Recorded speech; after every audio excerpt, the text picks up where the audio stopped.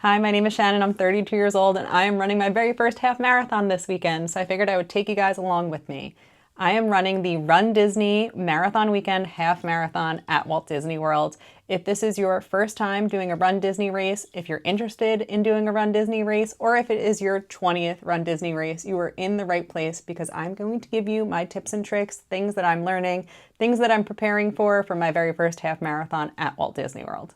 I posted a questions box over on my Instagram and had a couple of people drop a couple of questions, but I also added things that are making me nervous, things that I've been doing my own research on, that I've been thinking about, and then a couple of other things like packing my vest, what I'm wearing, the whole plan for the weekend. So I'm just going to share it all with you guys before the weekend gets started. My qualifications for this tips and tricks video is that I've run 3 Run Disney 10Ks, and while that may not seem like a lot to certain people, if you told me a few years ago I would have ran 3 Run Disney 10Ks, you would have blown my mind. So I have run 3 Run Disney 10Ks in person. I have ran 4 virtual Run Disney races, and I am signed up for this half marathon coming up this weekend, Princess Half Marathon, and the Springtime Surprise Challenge. One of the first things that I got asked is how to feel confident in your race. Great question. I don't quite know the answer to that one because I am so nervous for this race.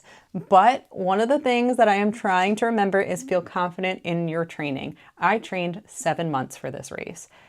Did it all go as planned? No, it absolutely did not. I missed runs, I missed workouts, I missed weeks. There are plenty of things that I missed, but I am trying to remember that I did as much as I could with the time that I had and all of the resources that I had. But I am trying to consider this just my victory lap, and I can't wait to take you guys along with me. As far as training goes, I trained with the Run Fit Fab crew, and I can't wait to meet everybody. I can't wait to see everybody. I am going to the pop-up. I'm going to obviously run my half, and then I'm cheering on the full. So if you are a part of Run Fit Fab, or if you see me, or if you want to say hi, I just can't wait to see everybody. The next question that was dropped in my questions box was about the weather. Again, great question. I absolutely can't predict Florida weather, but what they're saying right now is probably somewhere between 50s as the low and 70s as the high for about the whole weekend. It's looking really, really nice. This is weather that I have trained in. I'm sorry if you are coming from colder weather or warmer weather, but this is weather that we are kind of used to for this time of year, which means it is cold and chilly and wet in the morning, and then as the sun comes up, it does get kind of warm. For right now, my biggest tip for that is to dress in layers. I am planning to wear a tank top and skirt on the bottom, and then I'm also wearing a sweatshirt and sweatpants to start off with. I will be showing up to the corral absolutely in my sweatshirt and sweatpants, and then hoping to take them off as we go. I did coordinate them with my outfit so they would look cute whether I kept them on for the entire race, which I definitely don't plan to do, or if I took them off within the first 5 minutes.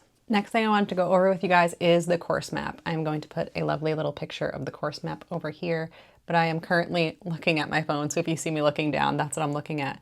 But for the course map, the first thing that I do is break it down mentally. So I have broken it down into a couple of steps. The first step is to get through a 10K.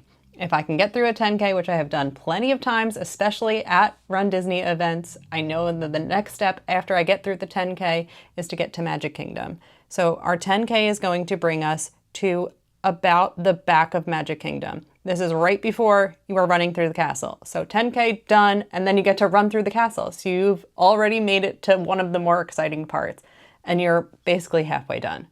So once you get through the 10K, you get through the castle and you get to run down Main Street, which is incredible. So now we have ran down Main Street, we are exiting Magic Kingdom, and we get to run through the lovely parking lot. After we have ran through the parking lot, again, more highway miles. But highway miles are not as bad as everybody's making it out to seem. Highway miles means characters and entertainment, which is something that I really love and look forward to. Yes, running through the castle is probably going to be the highlight, but so is meeting characters and seeing the bands and DJs and everything else along the way. So now we have exited Magic Kingdom, we are running through the parking lot, and now we get to do some highway miles. My thought process for this next part is to get to the 10-miler. I have done a couple of 10-milers throughout my training. It's something that I know that I could absolutely do and have done before. My last long run was actually a 10-miler, so I know exactly how I'll feel at this point in the race. Okay, so we have done the 10-miler. We are getting through mile 11, another big chunk of highway miles. After mile 11, you're going to hit the bus loop. This is where I find a ton of people to be cheerleading. So I find this part of the race to be really exciting. I've spectated in this area before and it's really magical because everybody is screaming and yelling. You are getting close to the end. So we've hit the 10, we've hit the 11, and now we're coming up on mile 12. At this point, we are at about mile 12 and a half. We are running through Epcot. We are running over by Spaceship Earth, over by the Walt statue, and then out over by Guardians. At this point, we have hit mile 13 and we have just that one little straightaway and then you are all finished. So mentally, it's kind of quick. You have to get through a 10K, get through Magic Kingdom, run some highway miles, get to the 10 miler, run through Epcot, do my last little victory lap, and we're done. The next thing on my personal list of things that are making me anxious about Run Disney race weekends is character stops and bathroom breaks, things that are going to slow down my mileage time. As far as bathrooms, you can absolutely look up where the bathrooms are going to be along the course. One of the more important things that I try to tell people is go to the bathroom before getting in your corral. You can get into your corral and leave to go to the bathroom and then get back into your corral. There is a corral cutoff time, so be really careful of that, but otherwise you are free to leave and come back. Just know that maybe your spot will be taken. So the more you leave and come back, you might possibly be bumping further back in your corral, but for me, not too big of a deal. I don't really mind that if it means that I got to go to the bathroom one last time. The next spot that you can go to the bathroom, there's going to be plenty of porta potties along all of those magical highway miles. After that, my biggest personal suggestion, and this tip that I'm sharing with you, so please do not create a long bathroom line, is to use the bathrooms in the park. We know and love them. We know that they're clean. We know how many stalls there are vaguely in each area. You enter into Adventureland of Magic Kingdom and go through a little bit of Frontierland, so I suggest using one of those bathrooms over there. You do exit out of Tomorrowland of Magic Kingdom, and then there are bathrooms up at the end of Main Street. I don't know how much of those bathrooms at the end of Main Street we'll be able to use, but there are bathrooms in Tomorrowland as well. So those are going to be your bathrooms inside of Magic Kingdom. After that, you are going to head back onto the highway. At this point, again, more porta potties. If you like using a porta potty, if you really have to go and you want to use a porta potty, there's going to be plenty of them. But based off of my experience, there is not one every step of the way. So if you see one and you have to go ahead and use it if there's not a long line. After the porta potties along the highway miles, again, we're going back into Epcot. There are going to be bathrooms over by Spaceship Earth. I don't know exactly how easily accessible those bathrooms are going to be. Those bathrooms over by Spaceship Earth are probably going to be one of the last bathrooms that you see before finishing the race. After the race, the porta potties over by the corrals are available again, and there are porta potties over by the DJ booth that you can use. The next thing making me nervous that is going to slow down my mileage time is meeting characters. And my biggest tip for this, which I have gone into every race with a plan, is to go in with a plan. Although we don't know which characters are going to be where before the races, it is important to go in with a little bit of realistic expectations. For my Run Disney Springtime Surprise 10K this last year, I stopped for every single character. And yes, it added a lot of time onto my race, but it was something that I knew I wanted to do. And I had a plan going in, and I was able to make it over that finish line before the balloon ladies and have met every single character. The last race that I did for Wine and Dine for the 10K, I PR'd and did not stop for a single character. And although I enjoyed both of those races for different reasons, I went into each of them with a plan and knew exactly what I had to do to get across that finish line. For this race, my plan is to get my castle picture and to meet at least one character along the race course. I do not have a character that I'm looking to meet. I do not care if it is a rare character or not. I don't care who it is. I just want to stop at least one time for a short wait and then be able to keep moving. To me, comparing those two races, I felt as though I missed a little bit of the Disney aspect when I did PR, although I am so incredibly proud of that race. I do feel like I missed out a little bit, so I want to just stop at least one time to meet a character this time. The next thing I want to go over is the Expo. The Expo is overstimulation central. So again, for me, it is really important to go in with a plan. I have done the Expo now 4 times. This will be my 4th Expo. And I think I finally have figured out the science to it. My plan for the Expo is to start at the Run Disney Race official merch.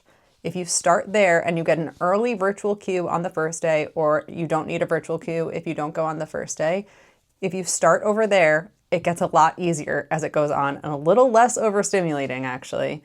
So my plan is to get an early virtual queue and start at that race official merch. It's also where I tend to spend the most money. I'm going into that with a plan for what I want to spend. This is my first half marathon, so I'm giving myself a little bit of extra cash, but I plan to get one of the Run Disney official sweatshirts. I plan to get my race official shirt, whether it be a sweatshirt, a t-shirt, whatever it is. I want to get something to commemorate my first half marathon besides the free shirt that they give you. I always order ahead the pin bundle. It is something that I collect every single race.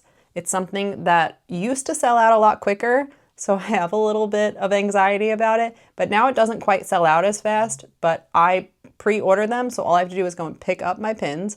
I always get a magnet, and then after that, I'll probably get something for the whole weekend official merch. Another tip about the expo, especially about the Run Disney official merch and the race-specific merch, is if you are an annual pass holder, cast member, DVC member, any of those sorts of things, you do get your discounts on the merch you buy day of. You do not get it on pre-ordered merch. Okay, so we have gone to the Run Disney. We have spent all of our money on the merch there. Next step is going to be to get your bib. You have to get your bib in order to get your next step after that, which is going to be your race shirt. So you have gone and done the official merch. You have gone and gotten your bib. When you go to get your bib, that is where typically you get to also meet characters. It is also where runner relations is. So if you have any issues, you can head on over to runner relations. You can also meet characters. They usually have characters that go along with the race. So when I was doing the Hercules 10K, they had Hercules and Meg over there. So I was able to meet them and take pictures with them. Also be able to take pictures with them with my bib, which was pretty cool. After you go and pick up your bib, you need that top piece of your bib to go and then pick up your shirt. So you have to then go to the Runners Expo, which is going to be in a third building now, to go and pick up your shirt. Over there lately is where they have had those big supersized numbers to take pictures of as well. A big theme of the expo is take pictures. And I always love looking back on these pictures because it's the start of the weekend and we're all super excited and it's just like the start of everything. It tends to be really fun. All right, so we've picked up our shirt and we've taken our pictures with the big numbers.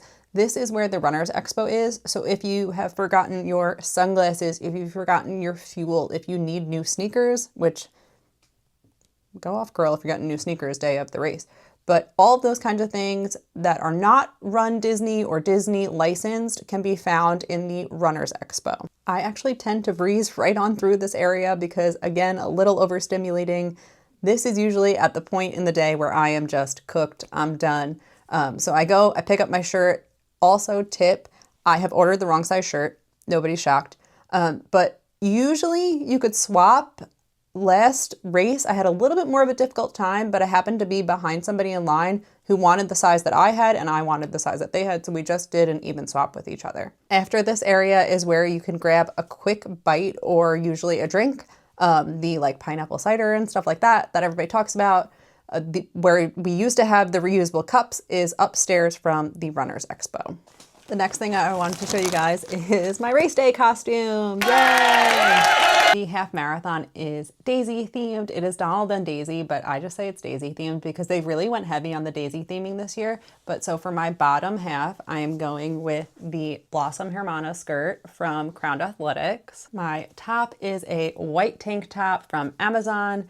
This is a tank top that I have trained in plenty of times before in different colors. Same thing actually with my Crowned Athletics skirt. I have ran races in these. I have done training runs in these. So this combination I know works. Huge tip, run in your outfit before you wear it for race day. Next item I have is just a plain white Gildan sweatshirt from Amazon for a couple of bucks. I actually bought this on Prime Day. I bought most of this on Prime Day. Any accessories that I needed I bought on Prime Day. It was just a lot cheaper. But so this right here is most of my race day outfit. A couple of other little pieces for my race day outfit. I actually found this over at Cast Connections for a couple of bucks. It is a Daisy Duck bow. So this will be going in my hair. I am getting my hair braided for the first time. So we're going to see how that goes. I'm going to take you guys along with me for the whole weekend. And I will absolutely be taking you guys along with me to get my hair braided as well. After that, I have my bib boards. I always attach my bib using bib boards. They're clear. They're kind of hard to see, but I find them a lot more comfortable than a safety pin. After that, I have my vest. I am running in a vest. I am a vest girly. It is something that I have trained in. Inside my vest, I will show you guys what I'm packing. So in the back of my vest is where I put things that are emergency or things that I don't need to necessarily pull out while I am physically running. It's something that I could take my vest off and grab. In the back here, I have extra fuel. I have my little itty bitty first aid kit. There is Imodium, Tylenol, and tissues in here. Tissues also double duty as toilet paper if you need them in one of those lovely porta potties that we talked about. I also put snacks in the back. I put Sour Patch Watermelon. They're something that I also trained with, something that I enjoy on just a regular day. So this is going to be a sweet little treat in case I need it, in case I need a different type of fuel during my race. I will also end up putting my ID back here, my car keys, my headphones. I'm going to end up packing my sunglasses in the back here, depending on what time I finish. The sun does come up in the middle of the race, so depending on what time I finish, I'm going to want to wear my sunglasses. In the front, I will have 2 different waters up front. I have only trained with water and Gatorade, no other type of electrolyte because they tend to hurt my stomach. So that's what I will have up front along with my fuel. I fuel every other mile. It is something that I have trained with. So I will be taking 6 fuels in the front. I will have 2 extra fuels in the back. Big tip, bring extra fuel. During my first ever Run Disney race, I dropped all of my fuel crossing the start line.